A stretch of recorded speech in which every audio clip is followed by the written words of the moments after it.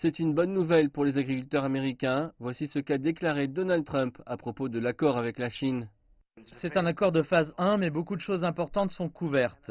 Et je dis affectueusement que les agriculteurs vont devoir acheter des tracteurs beaucoup plus gros parce que cela signifie beaucoup d'affaires, énormément d'affaires.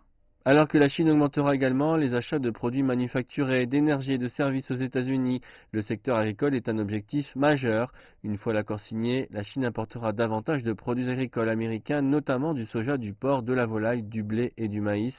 En retour, les États-Unis importeront des poires, des oranges et des dattes fraîches de Chine.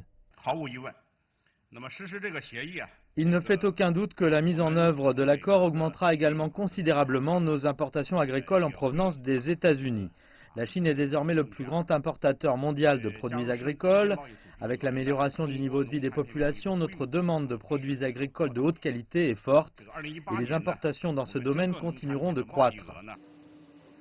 Les agriculteurs américains ont été particulièrement touchés par les tarifs douaniers dans la guerre commerciale qui se joue actuellement.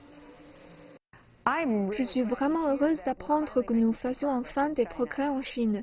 Cela a pris du temps. Il était censé être facile de gagner cette guerre commerciale. Nous ne l'avons pas encore gagnée et cela n'a pas été le cas. Cela a certainement été l'une des choses les plus douloureuses que j'ai vécues personnellement en tant qu'agricultrice, moi et mes collègues.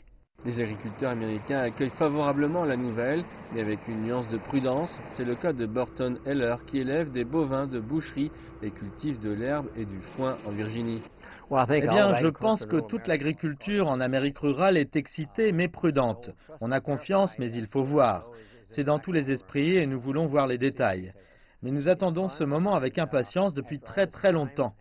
Mais tant que nous ne verrons pas les détails, que va-t-il se passer cette année? Que se passera-t-il l'année prochaine?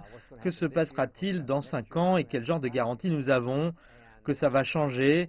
Ainsi, l'Amérique rurale est très excitée, mais encore une fois prudente, d'une façon optimiste.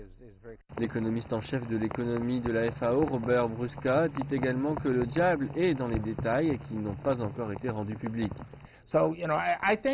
Donc vous savez, je pense que vous devez examiner l'accord pour ce qu'il est. Je pense que c'est un accord. Je pense que les deux parties progressent vers un environnement de libre-échange plus équitable.